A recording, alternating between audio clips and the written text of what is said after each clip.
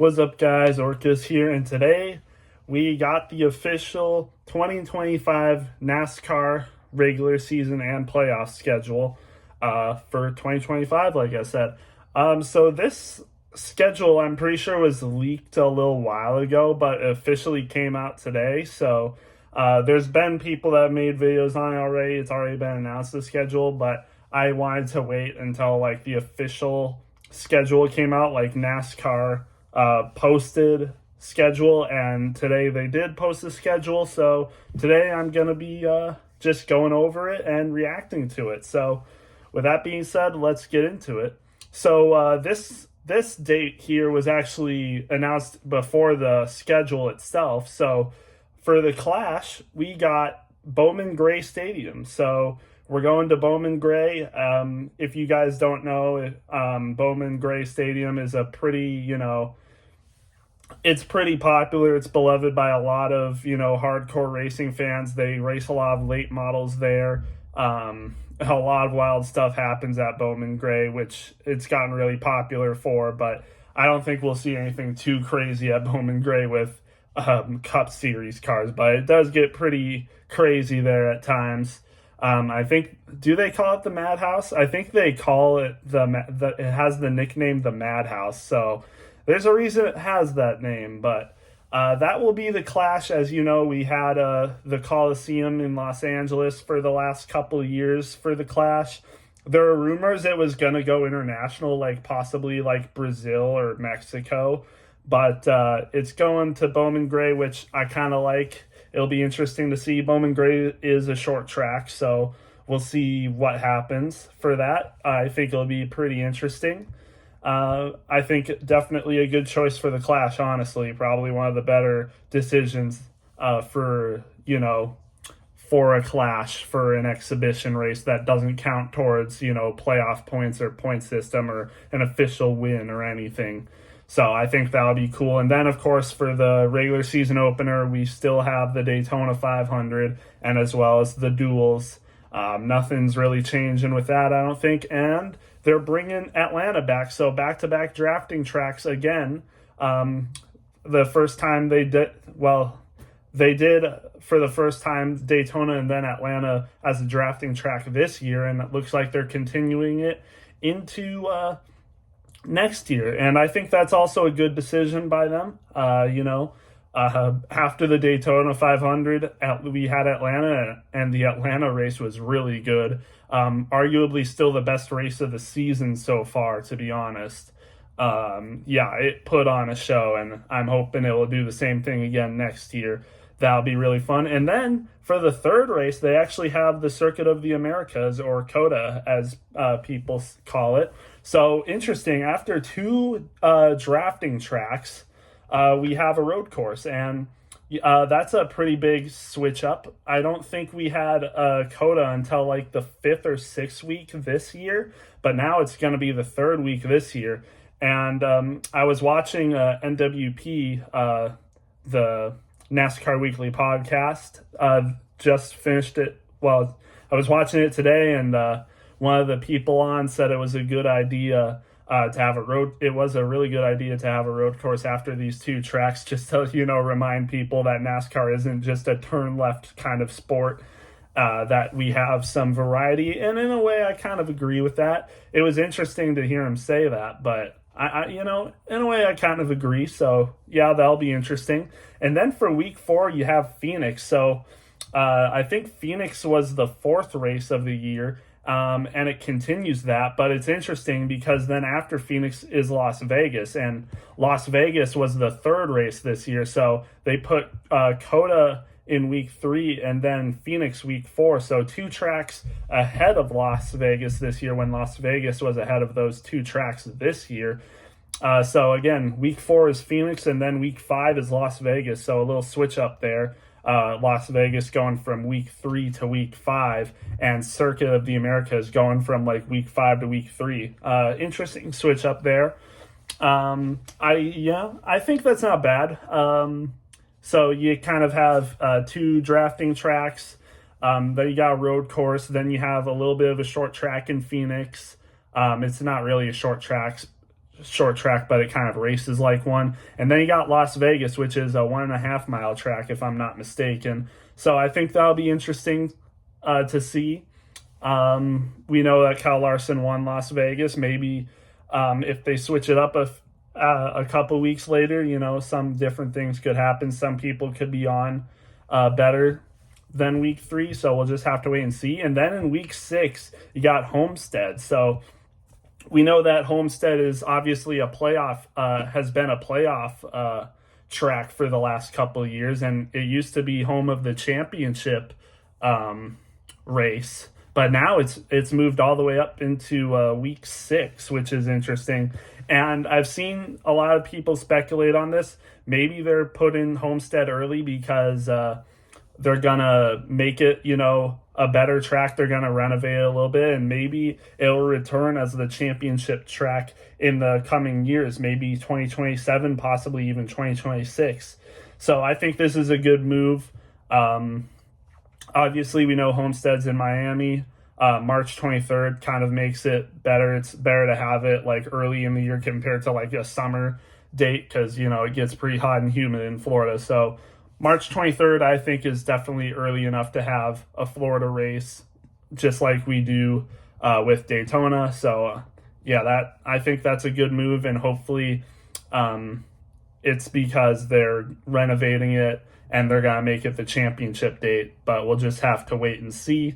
And then we got Martinsville. Not a bad date, in my opinion. This is where Martinsville normally happens, so I'm not mad about that. And then April 6th, we have Darlington. And if I'm not mistaken, this date is earlier than what it normally is. I thought, didn't Darlington race in May this year, if I'm not mistaken, like early May? I might be mistaken on that, but April 6th is interesting. I think it is earlier than normal, but I'm not mad at it. And then April 13th, we have Bristol, which is around schedule that it was, I'm pretty sure. If I'm not mistaken, maybe Bristol raced in March this year. I might be mistaken on that, but good day for Bristol. And then, of course, we got Talladega in April, as always. Should be fun. Should be an average, super speedway race.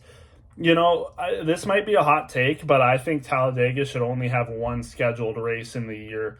I know it's a little controversial. It's Talladega, but they've been losing seats. I'm pretty sure. Like once we get to the Talladega playoff race, we kind of get some empty stands. So I wouldn't be opposed to Talladega being moved to only one scheduled race in the year, but we'll just have to wait and see.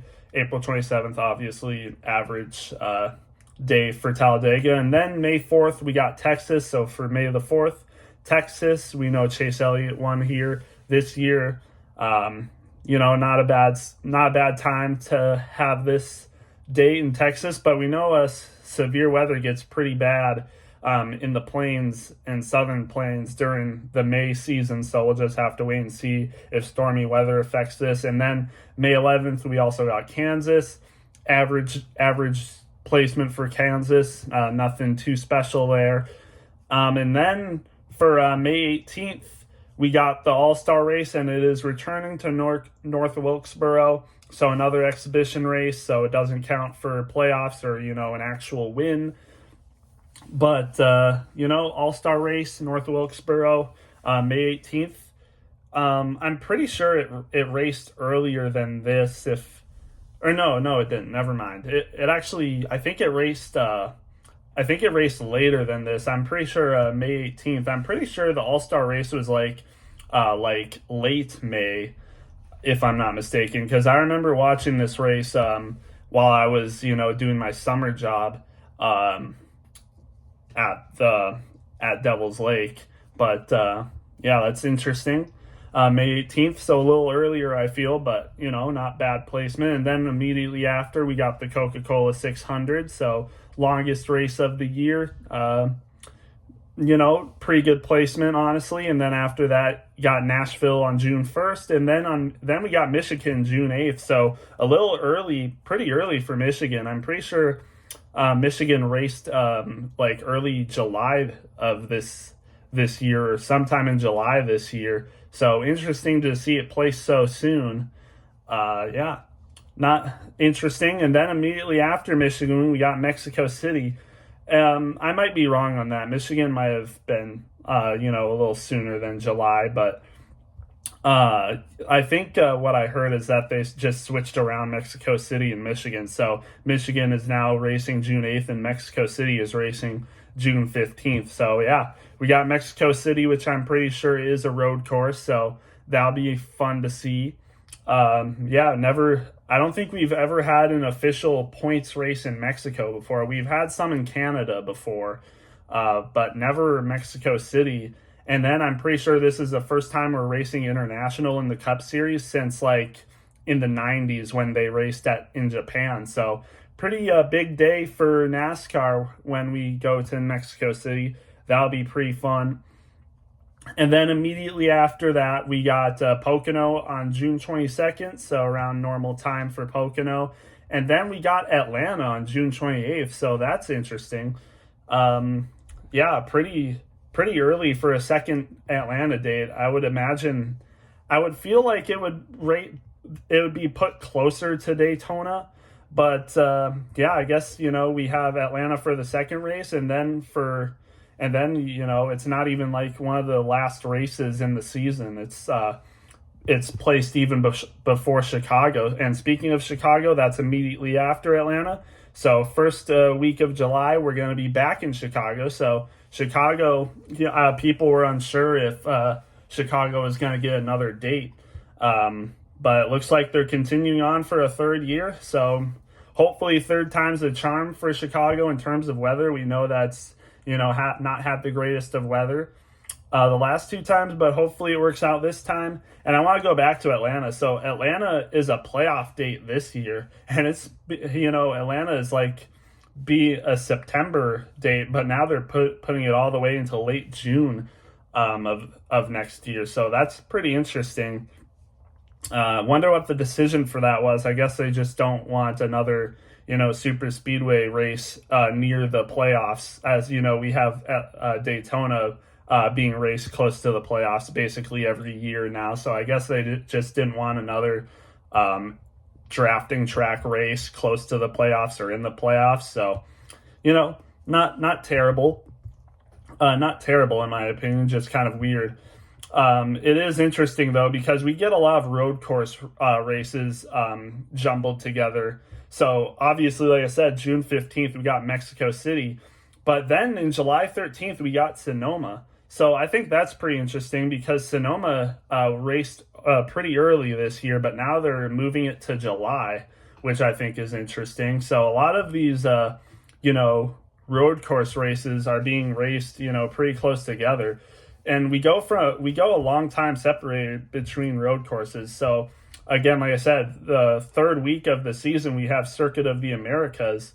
And then we go all the way to July 6th to where our next road course, or I guess street course race, is. So we go a long time without going to another road course for the Cup Series, which I think is interesting. And then they're all like really close together. So again, like I said, Mexico City, June 15th. And then July 13th, we got Sonoma. And then I'll get to the others later, but they all seem pretty close together except for Coda, which, yeah, again, is pretty interesting. But then after Sonoma, we got Dover. So interesting place to put Dover. I'm pretty sure it raced earlier than this year, but, pretty good place to put Dover in my opinion. Hopefully the weather cooperates. It's probably around they normally race actually, but hopefully the weather is fine. And I forgot to mention the weather for Nashville as well. Like the weather's, and Michigan, like the weather's been pretty bad for these races. So hopefully putting these earlier, I'm pretty sure June 8th for Michigan is definitely earlier. So hopefully that helps. And hopefully Dover stays all right. And then July 7th, we got Indianapolis. Should be a fun race, normal placement for Indianapolis. And then we got Iowa on August 3rd. So if I'm not mistaken, Iowa raced in June or early July of this year.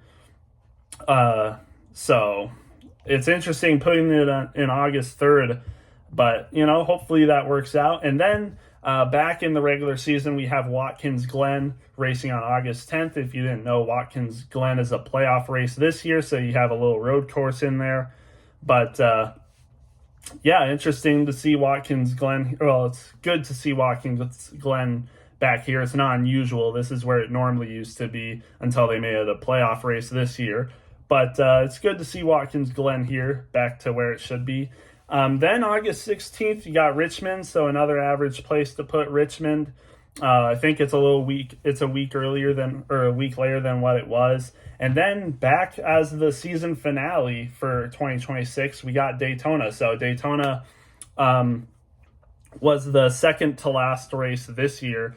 Last year it was the last race, and then this year it's the second to last race, but then next year it's going to be the last race again. So it should be a fun conclusion. It'd be interesting to see if we get an upset win last year like Harrison Burton did this year. I mean, geez, imagine if Daytona was the last race this year and Harrison Burton completely upset the playoff bracket. That would be crazy if something like that happens again next year. Yeah, that'd be very interesting. And then back in as a playoff race for next year is Darlington. So we know the Southern Cookout 500 or whatever.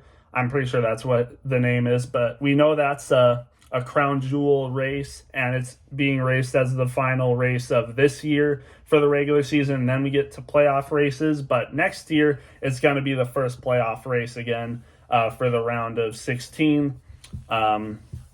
So it should be interesting to see it as the first playoff race again. I'm pretty sure it was the first playoff race last year, and this year or next year is going to be the first playoff race again. But then we got Gateway, which is interesting. So Gateway was a summer race this year, but now it's going to be, closer to fall race, and it's the second playoff race next year, which I find interesting. And then you got Bristol, I can't remember if this was, a round of 16 race or if it was a round of 12 race. But this is, a round where you would expect the second Bristol race to be. So nothing interesting there. And then for the round of 12, you got New Hampshire to start it, which is interesting because, again, New Hampshire was a summer race this year. So now they're moving it all the way up to September 21st. It's kind of weird to see Gateway and then New Hampshire just so close together. But hopefully it works out. Should be interesting. But yeah, for the first round of 12 race should definitely be interesting. And then you got Kansas, which is an average spot to put the second Kansas race, should be all right. And then you got the Charlotte race, and I'm pretty sure this will be the Charlotte Roval, so the Charlotte Road Course. So here's another road course. I mean, putting a lot of them together, close together. So that should be interesting. AJ Allmendinger won it last year, and we'll see who wins it this year. But interesting choice for them. And then you got Las Vegas for the round of 8, first round of 8 race. I'm pretty sure it's normally been the second to last round of 8 race, where it was like something else than why am I blanking? Las Vegas and then Martinsville or like Homestead. But now it's like the first race of the round of 8. I could be wrong on that, but it's around average. But the most interesting one, in my opinion, for the playoffs is Talladega in the round of 8. And there's been a lot of controversy on this one. And honestly, I kind of disagree. Like, even though it's the third to last race and it's the second to last race in the round of 8 before the championship 4, I'm, kind of fine with it. Like, normally Talladega is raced in the round of 12, but this year it's being raced right in the middle of the round of 8, and a lot of people seem to have a problem with that. I don't really have a problem with that, to be honest. I think it's fine, to be honest. Like, obviously there's the main concern is like actual good contenders wrecking, but I think it'll be fine. Like, last time when we raced in the round of 12, there wasn't really that much of issue. I'm pretty sure if I remember correctly, Brad Keselowski wrecked out of that race and didn't advance past the round of 12. But it's not like Brad Keselowski was a great car that year anyway. So it's like, I don't think it will be that much of a problem for the contenders that actually, have a shot or a good shot at making the championship four. So again, I don't really see the big deal putting Talladega in the round of 8 for the middle race for the round of 8. I don't see a problem with that, but to each their own. I think it'll be a good race.